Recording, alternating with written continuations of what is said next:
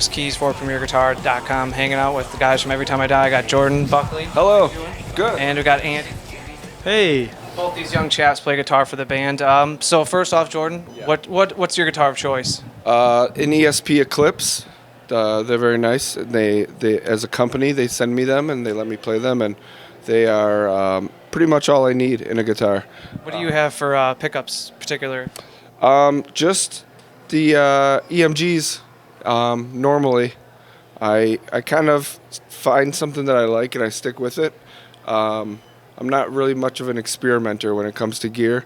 I just kind of like to stick with what works for me, and that's worked for me for quite some time. Yeah, it seems like with your JCM 800 up there, it seems like it's been dropped a few times. Yeah, it's like I've had it for 16 years. I've had that amp more than half my life. I got it when I was 14, so I've had it for 16 years, and it's aside from like having to put some new tubes in it every year or two, it's flawless. Do you use anything different in the studio, or has that been the amp that you used, last night in town, all the way through everything up? I think it's always been in the studio, but I don't know if it's necessarily the one. Like, we do a lot of flip-flopping and switching around, and especially on this last record, it was almost like we had a different sound for every song, but then at the end it kind of all came together and you couldn't even really tell. There were times where I would have my back to the amps, so I wouldn't even know what amp I was playing. You'd go from Soldanos to 5150s to Marshall 800s to who knows what, and I wouldn't even know what was going on. I would just listen, be like, whatever that one, that was cool. Yeah. Well, I know Andy's got an 800 that I used on New Junk, so even different 800s kind of come into play. And on your board too, it's pretty simple. You got a DL4 and a tube screamer, right? That's it. Yeah. And when do you use the tube screamer? Because your guys' music, is it's on my. Again, I'm sorry, I'm pretty boring when it comes to wacky tricks. I just turn on the distortion pedal, and I turn on the amp, and I plug it in and I play it. Anything specific with the delay in terms of when that comes on? No, that's even like pretty rare.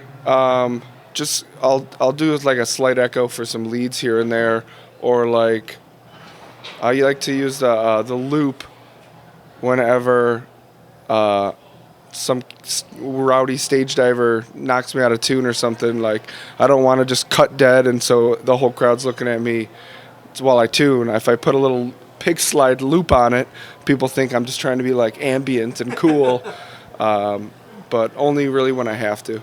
Gotcha. If anything, it kind of fills up real estate in your pellet board, so it makes you look more, I don't want to say legit, but... No, there's definitely going to be a time when I finally sit down for a solid week and figure that delay thing out, because I get a little stressed out by when I have too many options in anything, and that's one of them. Like, I look at that thing and it's almost like there's too much going on. So, and I'm like, I'll figure it out one day. And then I'll figure out a little bit, and then a little bit more, and then a little bit more. But I probably know how to use about 5% of that whole thing, because there's a lot going on that. Yeah, and it's very intimidating. So I usually just convince myself that I don't need to use it. And I got to ask a question. It'll be posed to Andy also. Is the sound that's in you might not even know it because, like you said, you had your back to the amps. But one of my favorite tones that came off X Lives was the last track, or at least the last standard package, which was Indian Giver. Yeah. That, like, towards the end of that song, like, it gets like doomish, like, where it's like sleep, and my speakers are just like gonna be blowing it. I love it. So I'm just curious, like, what are you guys using for that one? It was basically, we used a Laney clip, a 1969 Laney clip, which is like Tony Iommi amp, you know what I mean? And it was like, we used that. I remember, like, exactly, we used that. We used an old Garmin amp. I don't know what the name of it is. And then we used the Marshall 800. I think my Marshall 800 was on everything. Like, we just left the 800 there, and then every once in a while we'd throw Jordan's 800 in on different songs to, like, kind of mend. So, like, yeah, this is cool. So, yeah, one song, there would be, like, a little more mids out of Jordan's amp, and then a lot of low end out of my amp, and vice versa, And but that song in particular, it was a Laney clip, an 800, and a Garmin. I mean, the amp looked like hell. It sounded like hell. If anyone's heard the record, if not, I call it like my woofer blaster song, because it just And it's like that Sleep Sabbath type riff. And we did the other different thing was we just dropped the low string to a low A, so it was like low A, high A standard tuning, and it was just kind of like droned out over the whole thing. Yeah, it's just weird. Yeah. To put a little bow on your rig there, Jordan, what do you use for your strings, and specifically, if you can recall, in your cab for speakers? I use Diodario 1052s, and Andy, you might have to help me out here. What are in those Emperors? Emperors have warehouse speakers, warehouse vintage 30s in it. Okay. Yeah.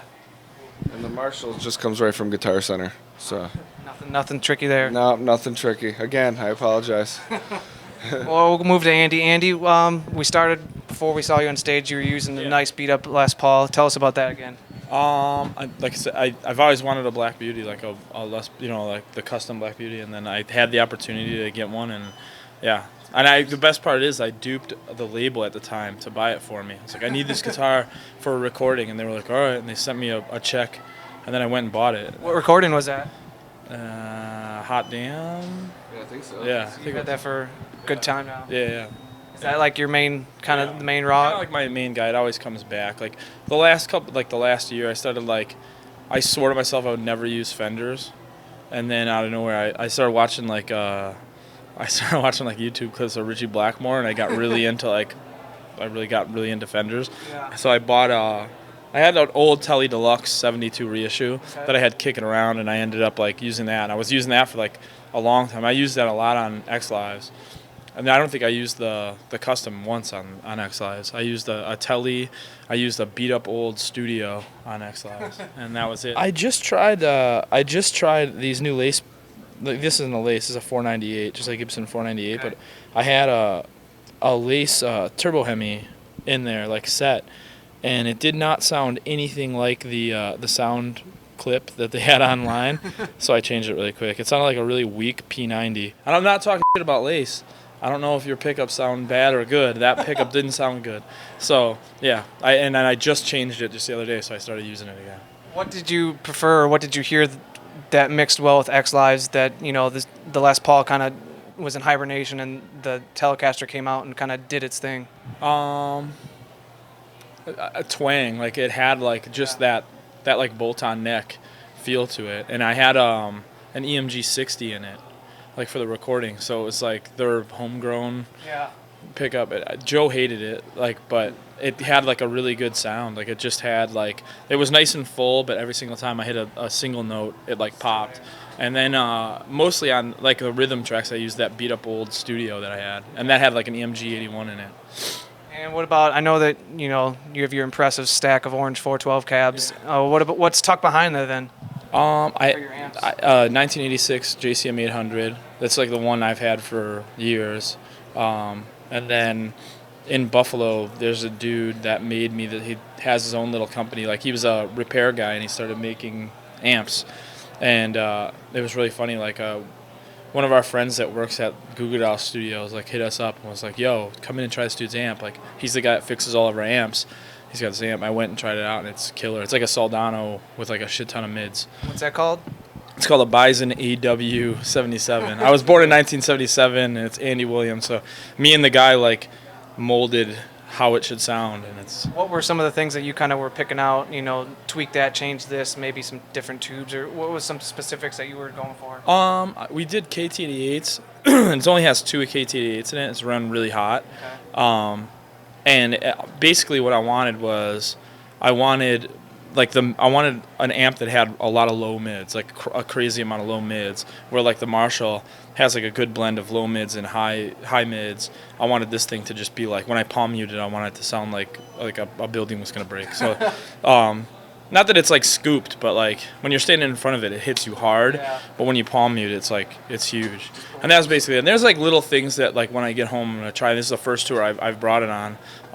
There's a couple tweaks that I want to do to it, but yeah, as a whole, it's pretty killer. And what's going on with your pedal board? It's kind of the same thing I've had. The only thing that's different is I changed out a tube screamer for the Robin Trower OCD. awesome. That's like a saturated version of the like OCD. Yeah. So it's a little more, I guess, metallic or whatever. Yeah. You know what I mean? That's like the only thing that's new on there. And then I have like the octave clang, the super shifter on there. The super shifter I use for like a bomb note. It sounds like an explosion. Like you'll hear it tonight if you guys are gonna stick around. Yeah, that's it. And then like we're playing Holy Book of Dilemma, and the end of that song, like I use that octave clang, and it's like one octave down and has like a crazy fuzz on it. I know at one point you had the Pog 2 on your board. Was that kind of Yeah. switch that out then? It's crazy.